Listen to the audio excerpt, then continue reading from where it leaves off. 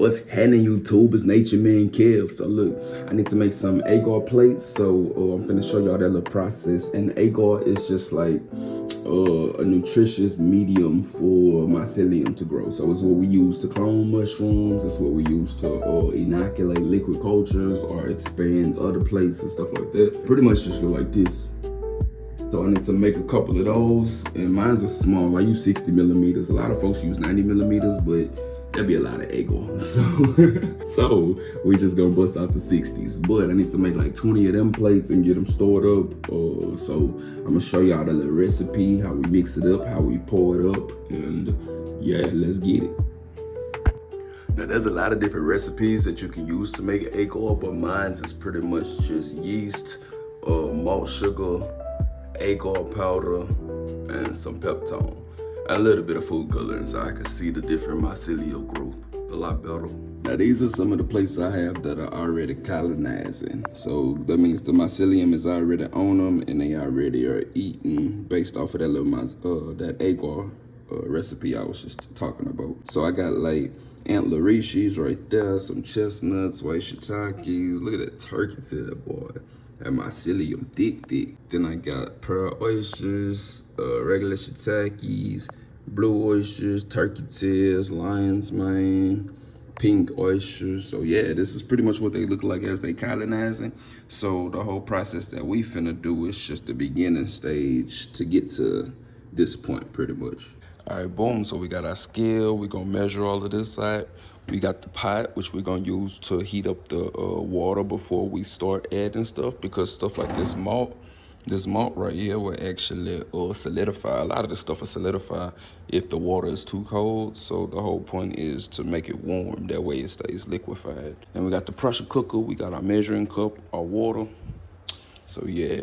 So first thing I'm gonna do is measure out a cup. So the recipe that I'm doing is gonna be 20 agar plates. So that only is 1 cup of water, 5 grams of agar, 5 grams of malt. Ooh, where am I going? Right there. 5 grams of malt and less than a gram each of the yeast and the peptone right there, pretty much. So I'm gonna take this little spoon and we're gonna measure everything out right there while we wait on this water to heat up a little bit. So we can start with the agar.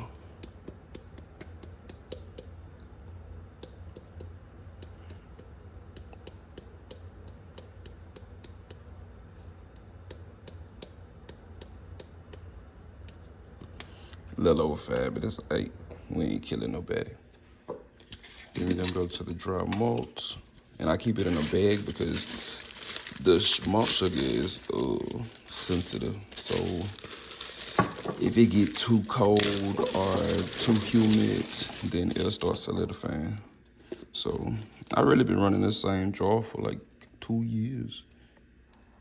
A little goes a long way, or at least a pack go a long way. All right, so we got to get this to 10.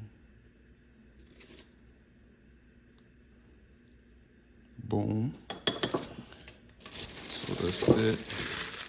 We got to seal it back up, that way it don't solidify. But like I said, when I started it, this whole bag was full, this whole jar. So yeah, the malt lasts a long time. The agar, however, you're gonna go through that pretty quick. All right, now we're gonna go to the yeast. The yeast powder. And at that point, we're gonna go to about 1075.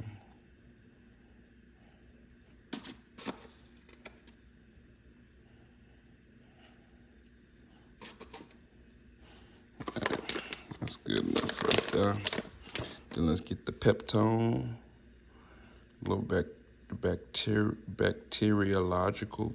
Obviously, as y'all can tell, I talk different. So all the Latin names are all the long, like educated names and all of that kind of stuff. I know I'll be butchering them up, but it's okay, because y'all know what I be meaning. All right, so we're gonna take this and we're gonna get that to about 11:15.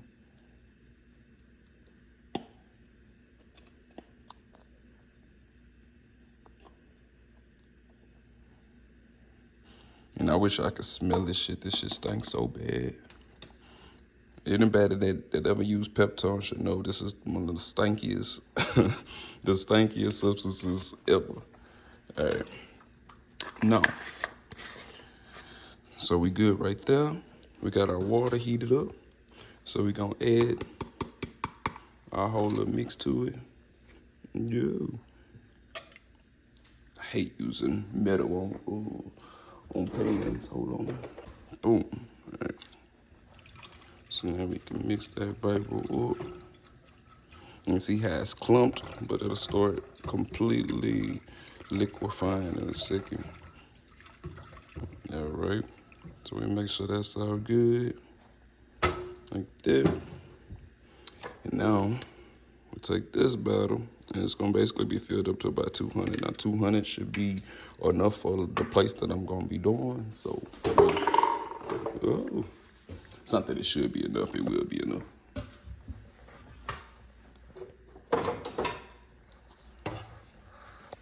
So now, forgot another tool. We're gonna use that. We're gonna pour our agar mix, make sure it's all nicely mixed together and nicely liquefied.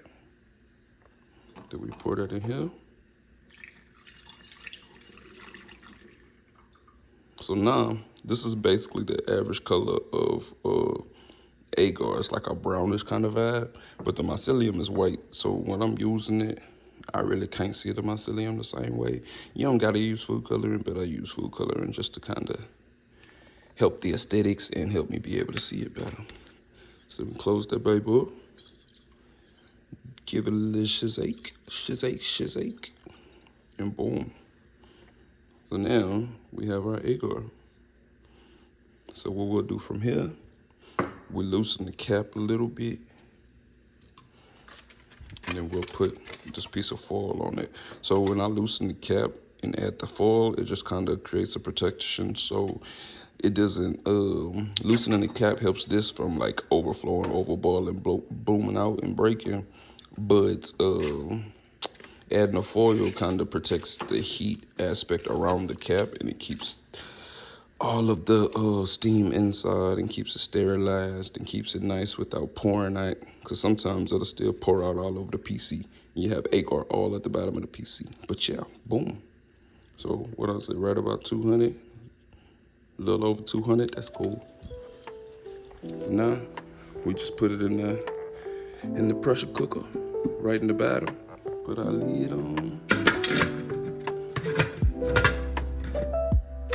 And yeah, that's pretty much it. So we're gonna make this PC heat up, steam up. We'll put the rocker on it. It's gonna ride at like 15 PSI for like 30, 45 minutes. So yeah, I hope y'all like this video. I hope y'all found it informative. If so, please like and subscribe on the YouTube. And we got plenty more coming. I might do a video on the pour later, but I'm not sure. But yeah, much love. Appreciate y'all.